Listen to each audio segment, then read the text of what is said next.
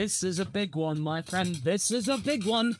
If Sergio Perez does not perform here in Baku, his days could be numbered. And something tells me that Red Bull might not be giving him the car to be able to do that. Because right now, the RB20 is sinking, and some pundits are reckoning it could be the 4th fastest car here at the Azerbaijan Grand Prix. And if you told me 6 months ago that would be the case, I'd be just laughing in your face. But, I mean, who's laughing now? I reckon there is a real chance that the team will be behind its two main rivals, as well as Mercedes. But wait, look, Mercedes is a legit rival, I hear you say. Yes, admittedly, the team's lot has improved in the last couple of months, but when you take a look at the constructors' table, it's a little bit too little too late, because they're not even in the 300s when it comes to the points tally, whereas the other three are in the 400s. So unless Mercedes gets a 1-2 every single time out, and the other teams barely score anything, then I really don't see Mercedes getting the constructors this year, or even next year for that matter, because it'll all be about Kimi Antonelli and getting him up to speed for 2026. Nevertheless, they seemingly do have a better platform than Red Bull right now,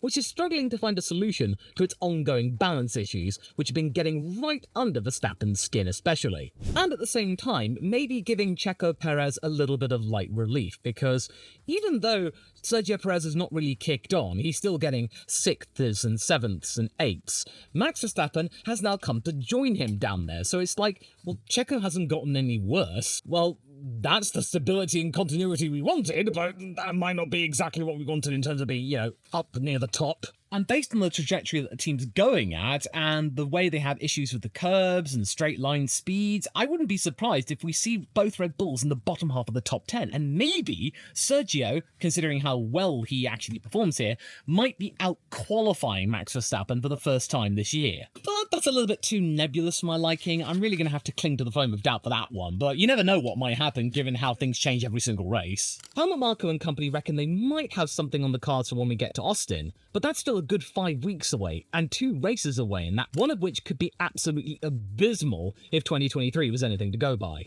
Considering that Red Bull is in the position that it's in right now, and the next 2 races could be mixed fortunes or even really bad, all 3 teams will want to make hay while the sun shines and bring any little refinements that they can, in case Red Bull does find the magic formula that they need to get back to where they were at the beginning of the season. Until then, Red Bull will just have to make do with mixing and matching components like Racing Bulls have done, trying to find the right combination of bits and pieces that it will at least make the car somewhat drivable and something that Max Verstappen can use to get to the podium. But right now, it's a little bit inconclusive, because not only do they have to set up the car, they have to set up all the different bits and pieces and then change the setup in case it affects the overall setup. It might have worked on one specification, it might not work on another. So you can see how this complicates things. Well, hang on, Law, what about the long straight? Well, Red Bull used to be okay, but in the speed traps as of late, Red Bull have not really been near the top. They've been somewhere near the middle. You usually see Aston Martin and Haas and Williams near the top. So Red Bull, they can't really rely on that anymore, and their DRS efficiency that they had last year, which would really put to good use in Baku and Spa, it's just not there anymore. But at the same time, there is more to discuss about this next Grand Prix, including for the fact for the first time in 12 years, we have seen a driver being replaced because of a race ban due to points being accrued, and we've now seen a very obvious choice in who's going to be partnering Nico Hülkenberg at Haas, and of course, well, it's Oliver Bearman. I reckon this ban of K-Mag is unfair, as the tap with Gasly that tipped Magnussen over the edge wasn't even that harsh. Both men kept going forward with no obvious damage, which now leaves Fernando the closest to a race ban at present, so careful, Alonso, the FIA might be after you next. But as for Haas bringing in Oliver Bearman for a full Grand Prix weekend, it makes total and absolute sense. Well, he's going to be racing for Haas next year anyway, so it'd be good to get some proper, full-on, multi-session practices with him instead of just FP1, which is meant to be the slate for this year.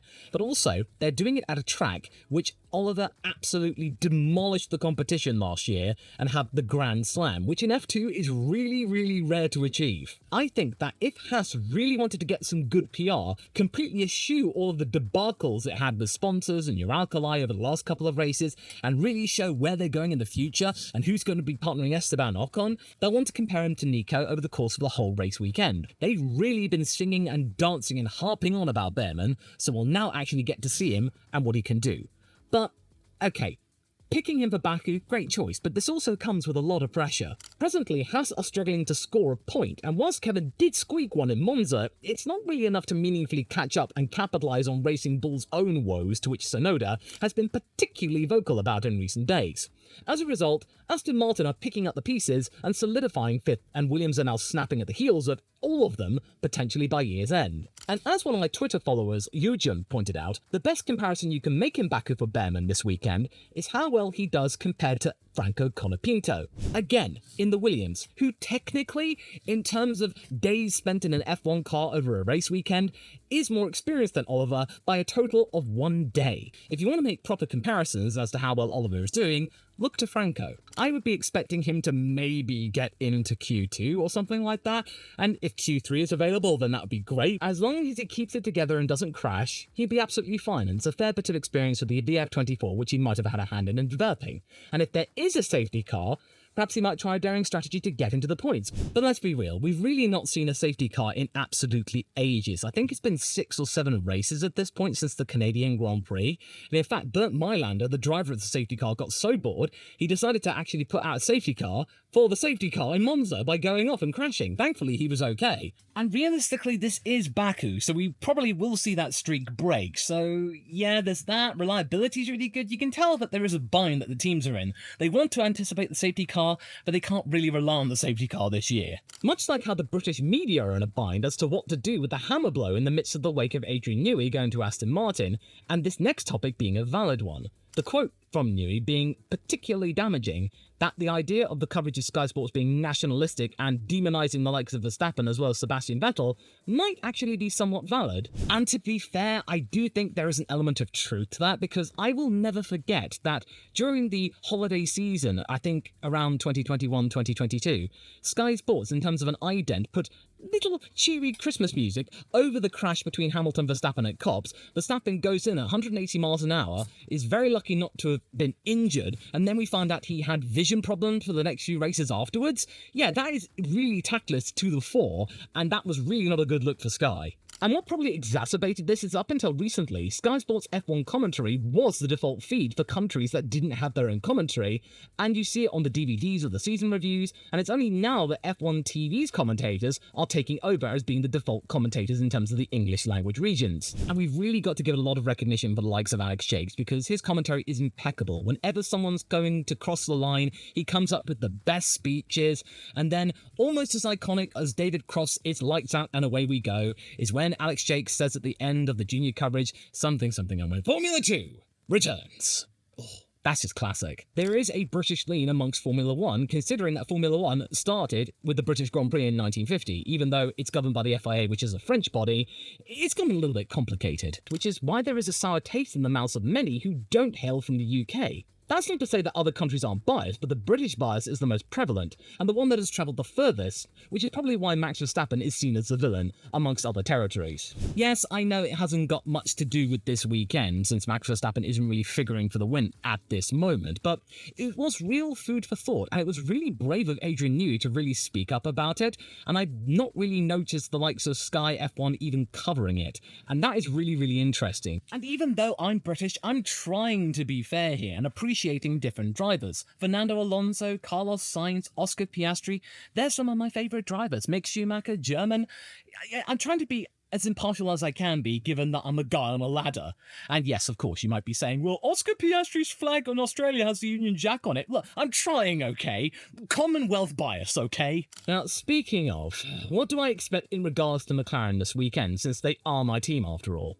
I would hope that the team has sat down with the drivers and refined their papaya rules doctrine to take a potential championship run into account for Lando. But what's become really, really clear right now is that in Oscar Piastri's sophomore season and heading toward the end of that, is that he is a far more complicated, more talented and trickier customer to deal with than Andrea Stella or Zach Brown anticipated when they signed on the dotted line in 2022, when McLaren were extremely average and they were really desperate to get Piastri in the wake of Daniel Ricciardo not really delivering. So they probably said anything to get Mark Webber to help sign the deal and get in there, and now they're actually thinking, well, what they were expecting in 2026 when Lando left is happening right now when Lando's still here, and he's now got a first shot at going for a championship. Oh, this is complicated. And also, another thing to point out is that we're heading into uncharted territory for both Lando and Oscar. In terms of their previous performances in Formula 1, they've not exactly done great, with Lando's best result being a 5th place, and most of the time when he does finish in the points, it's been either 8th or 9th. And as for Oscar, when he was here last year, when they just about got the first upgrade onto the really dire and really slow MCL 60, Oscar was in 11th position and he got 10th in the sprint, and that was mainly down to him having to deal with food poisoning throughout the entire weekend, where he lost kilograms in weight and he could barely eat anything. He was feeling rough that weekend, so that might have been masking a potential really good turn of pace, since in F2 in 2021 he got, I think, 8th place in one of the sprints and 2nd place in the feature race, so he was pretty good in F2. That was the only other time he was in Baku, but it's still a little bit inconclusive, so it's a little bit hard to say whether or not he would do better than Lando. So you can see where I'm getting at here. This could be a major factor going into the race, especially since Leclerc has been on the podium in Baku, unlike Norris. So McLaren will also be considering the Ferrari of Leclerc as potentially somebody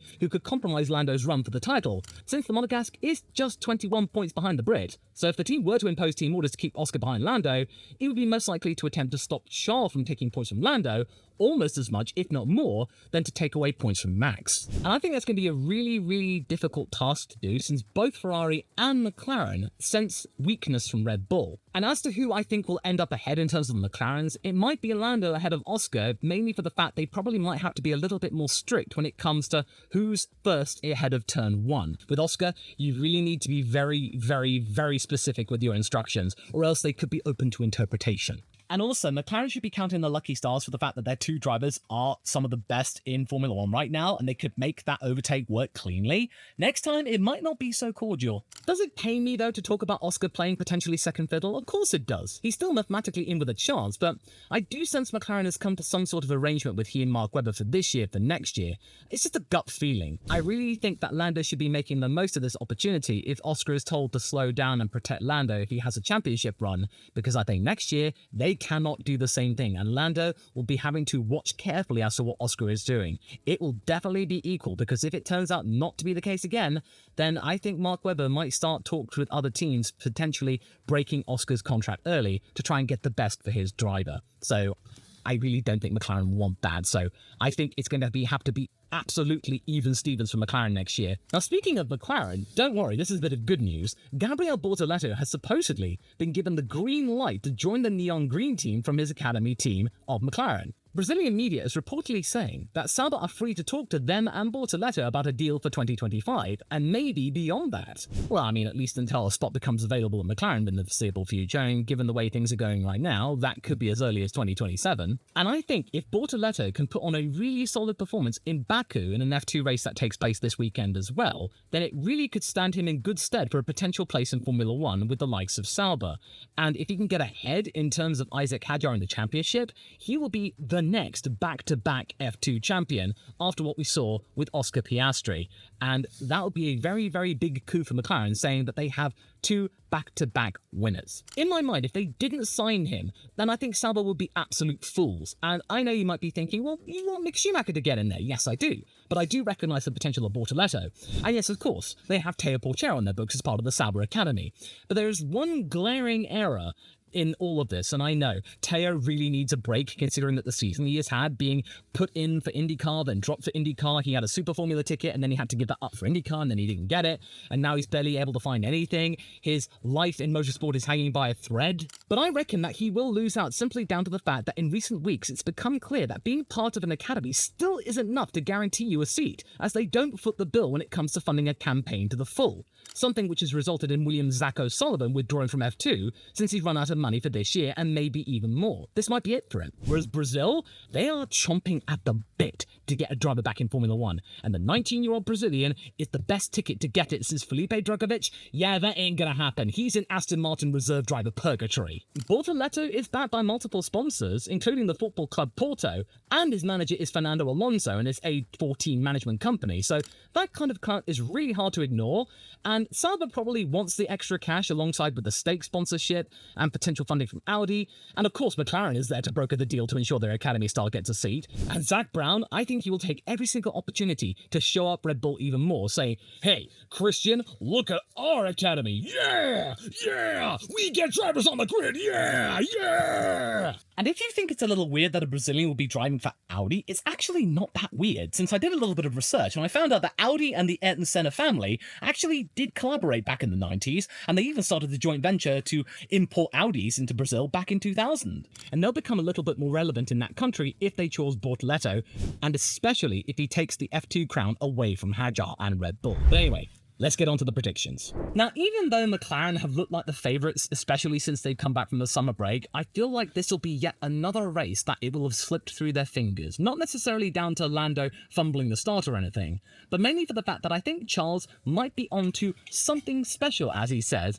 and take his first win at Baku. You might be thinking that this is a rose-tinted prediction and that this is just off the back of Italy and you're thinking about emotions here, but I really do feel like the momentum is slipping from McLaren and is headed back to Ferrari now they've gotten on top in terms of the upgrades, and Leclerc has now found his mojo again. And like I said earlier, in terms of results compared from Lando and Charles is the stronger of the two. And in F2, it was the place where he got that absolutely emphatic win, an emotional win. And his first year with Sauber, he was in the top 10, I think 6th place or something. That was remarkable in that kind of car. So he can do the business here if he has the car to do it. And if he can capitalize on a recent podium, then I think a win is certainly quite likely, especially if Ferrari continue their good form in terms of strategy and actually know what they're doing and can put all of it together and always stick to plan A. Charles does have the potential to win Grand Prix, but Ferrari did not have the potential to win Grand Prix, down to the fact that they would keep bungling the strategies. But McLaren seem to have just either gotten worse than Ferrari, or they are just too conservative and they wouldn't even dare trying to be bolder than Ferrari. But at the same time, though, it's really nice to talk about this in the sense of old classic rivalries, Ferrari, McLaren, going for the constructors, potentially for the driver's title being in contention for that. It just feels right, you know? And besides, Ferrari senses good momentum. They've done the time in being stuck in purgatory and in no man's land when it comes to their upgrades and why they don't work. They've now solved it. They might be looking for refinements and tweaks, maybe not big ones because there's next year to consider, but the momentum is right there for them, and that is something to really take into consideration, especially since Ferrari wants to get one over Red Bull, and they might just want to take second place in the constructors if McLaren is still ahead, just out of pride, to make sure that Red Bull really realizes that they slipped up and they end up third in the constructors. There's still an element of satisfaction from the beginning of the season, and I think Charles will want to capitalize on it, especially since he wasn't really around to make the most of it and Carlos was showing him up. Now, of course, this could absolutely change in a jarring manner like it was between Monaco and Canada, where he rose so high in Monaco and then he fell apart in Canada really badly, and that could happen here. But right now, I feel like that the trend is headed back toward Ferrari in terms of being in contention for a solid trophy, in this case, the Constructors. The driver's title might be a little bit trickier for Charles than it is for Lando, but you can't discount him just yet, and I think McLaren really need to be aware of this. And what they also need to be aware in terms of who's going to be in second place is that they need to lay down the law as to who exactly is in charge. If you get into turn 1 and Lando, for example, is ahead, and I think that he will finish second place in this Grand Prix, since in terms of earlier results he has done technically better than Oscar, then they need to stick with it, and Oscar needs to be the rear gunner and allow Lando to try and get the head, and allow Lando to have a shot at maybe passing Charles Leclerc in potentially getting the win here. Because both drivers, if they're given carte blanche to race one another, or their instructions are too vague, then they will race one another, try and get one up over another in terms of pit stops or racing, or try and edging people out in terms of tyre wear. They will not have any rubber, and they won't be able to do anything in the final third of the race. And besides, Lando really does need to make the most of Max Verstappen now toiling in the place of 5th, 6th, 7th, maybe even 8th. And so far, Lando's not been able to do that for the fact that he was caught napping at Monza. He's too nice in terms of asking for team orders when he really should be doing it, and it's just opportunities not being taken. All of these poles that he's getting, and they're not converted into victories. He really should be much closer, maybe within 30 or 25 points or something to Red Bull. If Red Bull had a DNF, then Lando would be right on top of Max at this point, and he's not. However, if McLaren are able to listen from all the criticism that they received in the last couple of weeks and really figure out a better plan other than papaya rules or something like that, then Lando might have a tour de force. He might feel more reinvigorated. He might be able to do much better than 5th place. And yeah, if he is predicted second like I predict him in second, it's still his best result ever, but I'm pretty sure he would like to try and get a couple of more wins, whilst Red Bull and Max Verstappen could barely get into double figures, if that. Now, when it comes to 3rd place, I do think Piastri will be in a shot for 3rd place, because I think we've got less to go on with Oscar in terms of Lando. Sure, he was 11th place in Baku, and that's not too bad considering that back then the MCL60 was not that great at all. It was one of the slowest cars, but that was back when Oscar was incapacitated with food poisoning and he wasn't really driving at his best. And as we've seen, Lando has had food poisoning in the past, and he can then get it up to 8th or 7th place. So that's a really, really impressive sign from both drivers. But Oscar, it's a little bit vague. The F2 results look solid, they look okay. It's not a bogey track for Oscar, but it's still inconclusive. However, it's all to do with how well he does in qualifying. And as we've seen in qualifying, Oscar is getting closer, but he is still being out-qualified by his teammates, but now the gap between them is now within hundredths rather than tenths. So it could go one of either way. It really depends on how they figure around the circuit. If Oscar, we see him at his full optimal pace, he might out-qualify Lando, he might not. But it's all to do with dirty air. If they can get close to the front, then it should be okay for the podium. And with Oscar, they really need to make the instructions clear, because if they do not, he will race Lando to the bitter end. As for Mercedes, I think Hamilton would be 4th place, and I've really not talked much about Mercedes because there's really not much to go on, because Lewis Hamilton, his record in Baku has been okay. He's only won here once, and he's had a few podiums, but it's not really been something electric in comparisons to recent races. So I think 4th place might be quite reasonable, considering that he got a 5th in Monza. They might be bringing more tweaks Mercedes here. They might bring that new floor that they had at Spa, and they were quite good at Spa.